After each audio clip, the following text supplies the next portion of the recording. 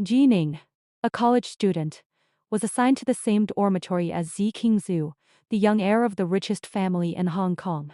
Before entering university, Jining's father repeatedly warned him never to offend the young master of the Zi family. Thanks to the business ties between their families, Jining even received a generous monthly allowance from the Zi family. Unexpectedly, Jining never meant to provoke Zi Qingzhu. Yet it was Zi Qingzhu who took the initiative to approach him strangely.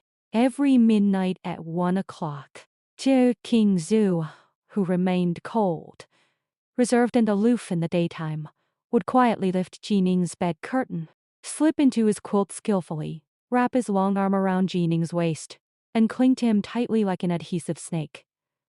His warm breath fell on Jining's neck, making Jining feel restless and heated, yet he could only bite the quilt tightly and dare not make a sound.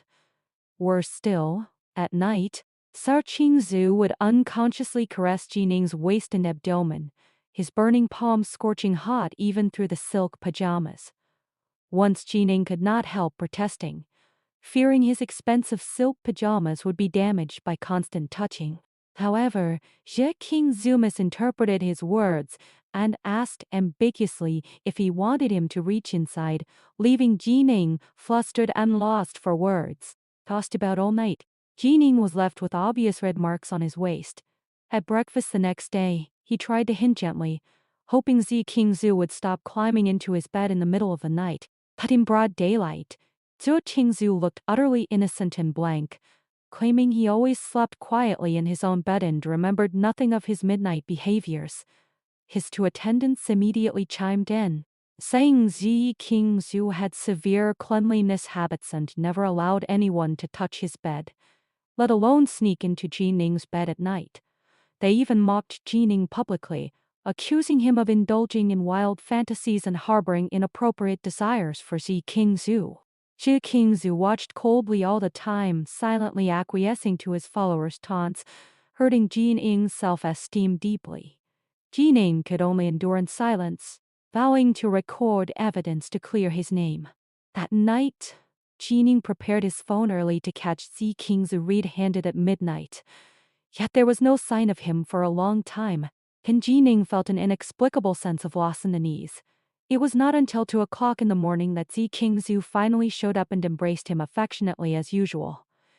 Jining deliberately dressed thickly to defend himself, but Zi Qingzhu insisted on taking off his coat on the excuse that he was sweating, leaving him only in a thin white vest. The thin clothing faintly outlined traces on his body. Jining quickly covered his chest, and his hidden phone accidentally dropped, exposing his plan to secretly record evidence. Zi Qingzhu leaned close to his ear and whispered threateningly, then kissed Jining suddenly, taking his first kiss away. Jining was no match for the physically fit Zi Qingzhu. His feeble struggles only added to the ambiguity. After the kiss, Zi Qingzhu teased him blatantly, leaving Jining angry and embarrassed. The next morning, one of Zi Qingzhu's attendants noticed his swollen lips. Zi Qingzhu casually made an excuse that he was bitten by a mosquito, implicitly mocking Jining. Trapped and aggrieved, Jining feared Zi Qingzhu would become more presumptuous. Unable to bear it anymore, he planned to transfer schools. When he went home and brought up the idea to his father insisted he maintain a good relationship with Zi Qingzhu, adding that despite Zi Qingzhu's innocent frequent roommate changes, he was quite satisfied with Jining alone. To persuade Jining to stay, his father doubled his monthly allowance to 200,000 yuan, and Jining compromised at once, deciding to endure and accommodate Zi Qingzhu. Back in the dormitory, Jining's mentality changed subtly. For the sake of the generous allowance, he no longer resisted Zi Qingzhu's closeness. He changed into lighter silk pajamas at night, allowing Zi Qingzhu to snuggle up to him, and even responded to his kisses unconsciously, curiously touching and caressing his firm abdominal muscles. Yet every time their ambiguous interaction heated up, Zi Qingzhu would excuse himself to take a bath for an hour, living up to his reputation for extreme cleanliness. Over time, they formed a contrasting relationship, distant and unfamiliar in the daytime, intimate and ambiguous at night. Jining gradually got used to this tacit closeness and even looked forward to King X's arrival late at night, stubbornly insisting he was straight and refusing to admit his inner flutter. By chance on campus, Jining saw Zhang Liang, the handsome and effeminate art department freshman, hand a pink gift box to Qingzu in a shy manner, seemingly confessing his love. Qingzu did not refuse and talked gently with him. A surge of inexplicable jealousy and unease welled up in Jining's heart. He returned to the dormitory depressed, caring deeply about King X's every move. That night, Jining waited sulkily, but Qingzu never came to his bed, leaving him sleepless all night. The next day, Qingzu dressed up carefully and went out with Zhang Liang, making Jining distracted and melancholy all day long. Late at night, Jining posted anonymously online complaining that his ambiguous roommate had gone on a date and left him unable to sleep, emphasizing he was straight. Netizens saw through his feelings at a glance, teasing that he had already fallen deeply in love. Reading the comments and checking his bank balance, Jining realized for the first time that money could not soothe his inner loss, and had to admit he had already fallen for his Qingzu. Qingzu came back late at night looking exhausted. Jining pretended to show concern, secretly caring about his relationship with Zhang Liang. No longer waiting for King X's intimate company that night, Jining felt wronged and sad, thinking Qingzu had accepted Zhang Liang's confession and abandoned their ambiguous bond.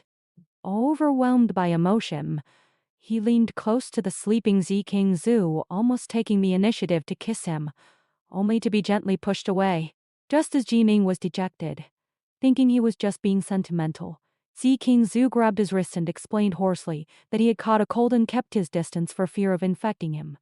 Jining took the chance to ask about Zhang Liang's confession, only to learn that Zhang Liang was actually his elder brother's partner, and he had only accepted the gift on his brother's behalf. The misunderstanding was cleared up. Qingzu confessed tenderly that he would never accept others' confessions.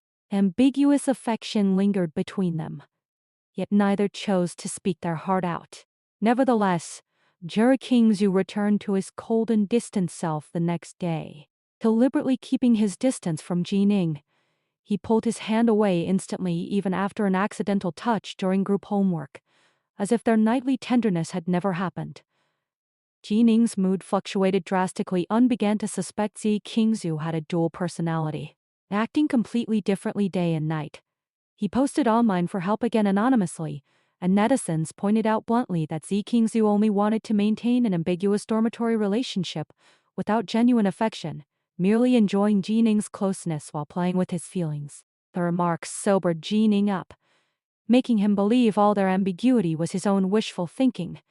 Filled with grievance and disappointment, disheartened, Jining began to avoid Qingzu deliberately, choosing the farthest seat in class and planning to move to a friend's place to escape the tangled relationship.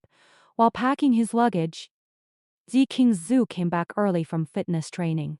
For the first time, he lost his calm, grabbed Jining's wrist tightly, and asked anxiously with red eyes why he wanted to leave. Suppressed emotions burst out, and Jining said he hated King X's contradictory behavior of toying with his heart day and night. Qingzu looked stunned and lonely, letting go weakly. Their relationship dropped to freezing point afterward. Qingzu and his attendants often watched Jining secretly with strange expressions, and Jining assumed they were mocking him privately, growing even more annoyed. Staying at his friend's home, Qingzu, who never took the initiative to contact him before, sent messages one after another, making excuses for not knowing how to use the washing machine or pay utility bills. He also used the stray white cat that Jining usually fed downstairs in the dormitory to persuade him to come back, transferring large sums of money directly to Jining. Though annoyed by his perfunctory way of using money, Jining missed the cat and wavered inwardly. Meanwhile, the school arranged annual physical examinations for aristocratic college students. By chance, Jining saw King X's medical report and accidentally found a note. In his medical history, previous history of somnambulism, regular follow-up required.